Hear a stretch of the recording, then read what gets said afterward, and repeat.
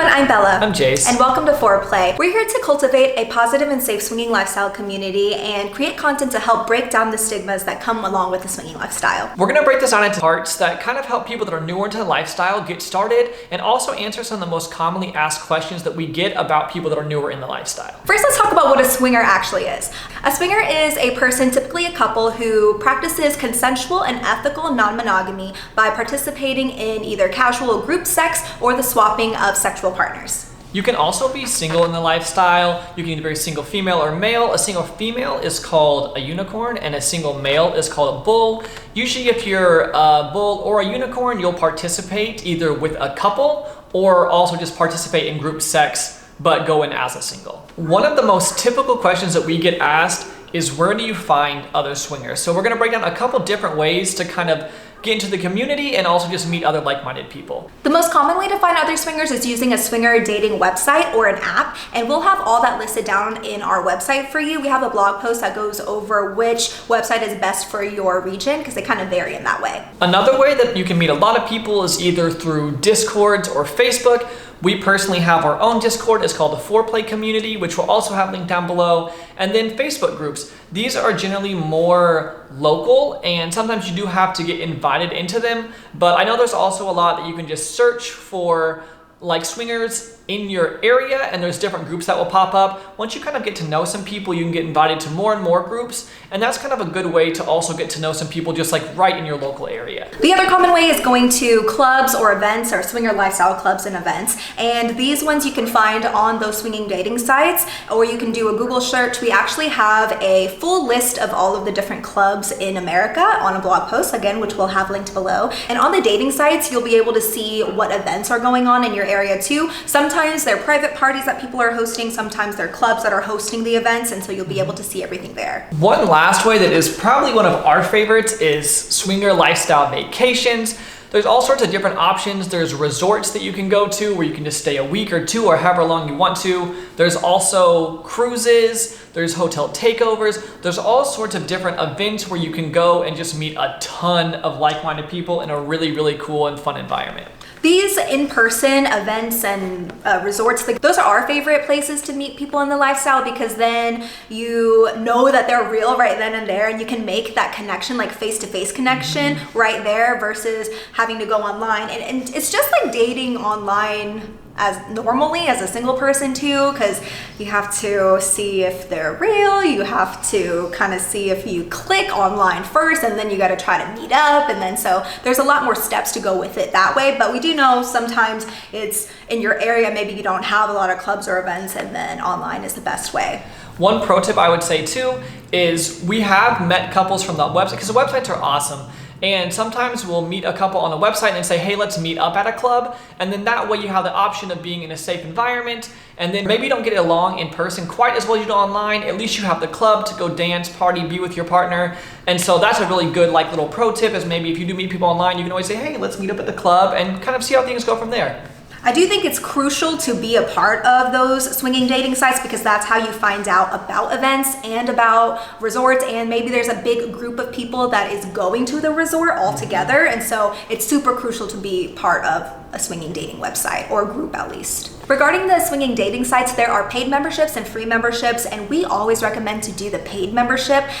Swinging isn't a cheap hobby or activity to do, and we think it's really important to be part of the paid ones, because a lot of the times the members that are on the sites are going to block people who are free from seeing their profile, because being in the swinging community, their privacy is super, super important, and discretion is really important. So they want to talk to other swingers who are serious about it, and the most serious ones are going to be the ones who are paying for the membership. A really normal question we also get asked is kind of, how do you bring this up to your partner? We feel like one of the best ways, there's tons of different quizzes online, but basically what they do is you take it, your partner takes it, and it asks you about different sexual fantasies and different sexual kinks.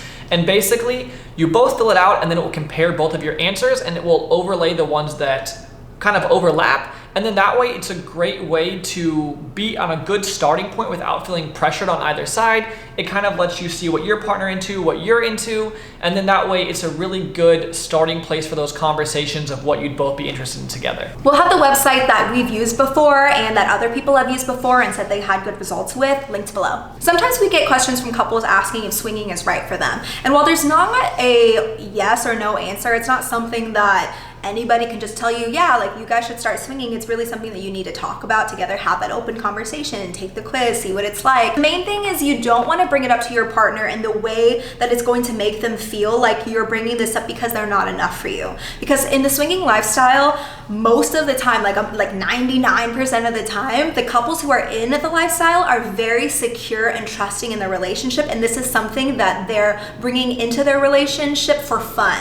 It's something that's not needed or necessary, but it's something that they're just doing because they're enjoying it together. So you don't want to make your partner feel like, okay, well, they just want to sleep with another person or go on a date with another person, be with another person because I'm not enough. Every couple has their own journey and everyone's going to get into it for their own reason, but generally for us, it seems that the people that have the most success are when you have a really solid, good communicating relationship and then you go into it together. So say you bring it up to your partner and they say no, they're just not interested in it, they're not comfortable with it. You just have to know that maybe that's just not for you. Like the swinging lifestyle isn't for your relationship either at this time or ever, and you have to be okay with that, and you have to be okay with the response that your partner is going to give you if you're the one bringing it up to them. So now that you've taken the quizzes, you think it's right for you, next up, kind of how do you get started?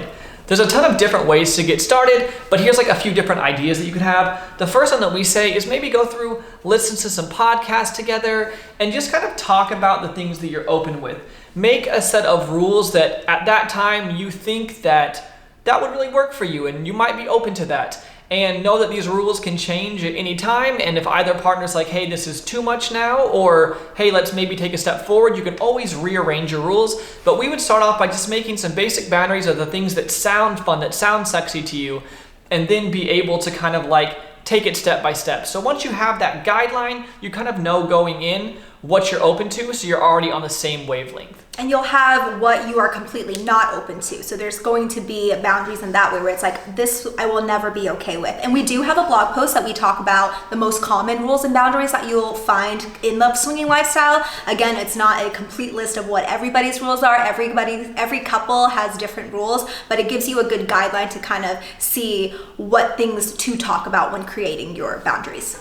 We will say this over and over, and if you listen to our podcast or anywhere else, we say that communication is the biggest key to the lifestyle. I think anybody that's really in the lifestyle would agree that communication is the best thing. You have to be open and honest with every single conversation and say how you feel and understand and listen to your partner and have that real, true communication.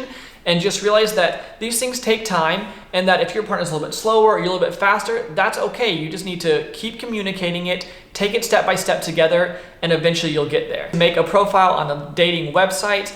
That way you can kind of see other people in your area. You can look at things that maybe other people are into. Those sites are awesome because they also show a bunch of different categories that you can check, hey, I'm interested in this or I'm not.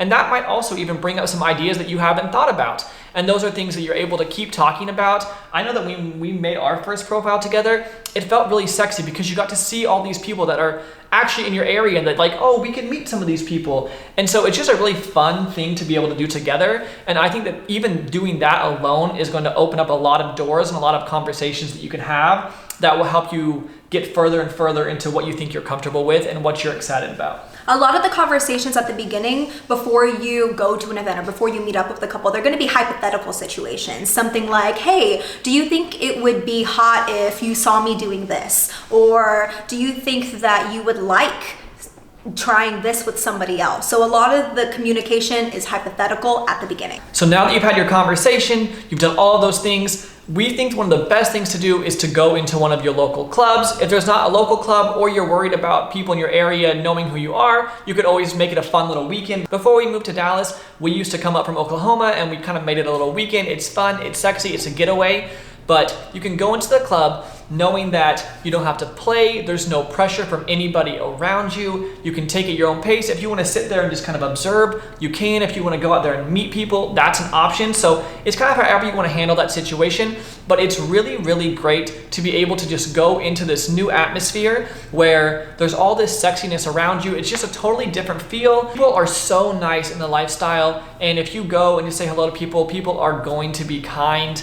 And just know that you can go in, you can make your own rules, take your own speed, and that's totally fun because you have your partner with you, and it's just a really, really awesome experience. So that's probably one of the best ways to kind of get started, is just to go into that sexy environment and kind of see how you guys feel and be able to talk about that. We'd say the most commonly asked question asked all the time is, how do you handle jealousy? Yes. Obviously, it's going to be different for every couple. We're going to talk about what helped us work through jealousy and what other couples have said helped with them working through jealousy. But the first thing is, we think being confident and having self-love in yourself first and foremost is the most important thing. So there's that, and then also being self-confident in your relationship. When you have self-confidence in yourself and self-confidence in your relationship, that's when that jealousy can kind of start to eradicate. You can kind of get rid of it, because when you're confident in you and you're confident in each other, then you don't worry about what if he or what if she thinks this person is better, what if they're prettier, they're bigger, whatever it is. That goes a lot into trust, and that really grows with time, and having that trust from that confidence is what really lets you be able to have fun in this lifestyle, because you know at the end of the day that your partner is with you and you guys are happy together. You can be easily rest assured that your partner really does love you, and you know that this is something you guys are doing for fun together. And so just remember that it's something that takes a lot of time, and it's not just going to happen overnight. And you may feel great, and then something happens during a play session and it kind of, whoa, that made me jealous. But all you need to do is communicate it, figure out why, and then either change your rules or communicate how we can move past that in the future without it bothering that person. So just know your rules can always change. You may feel great and then suddenly get jealousy one day, and that's okay. You just need to keep talking through it. That will kind of melt away, and you guys can keep taking steps forward in the right direction. Hopefully these tips really helped you. All of these things that we listed here are things that we wish we would have been taught at the very beginning of our lifestyle journey. And so we tried to pick and choose the things that we wish we would have known if we were newbies, and hopefully it helps you guys as newbies too. And make sure to go to our website and go to our blog. That way you can read all the different articles that we've written. You can read our newbie guide that kind of has a lot of these tips kind of written down. And that way, if you want a little bit more information, it kind of helps everything out there. Thank you guys so much for watching our video. Make sure to subscribe to our channel so you can be updated whenever we have more videos like this. And we'll see you in the next one. Bye!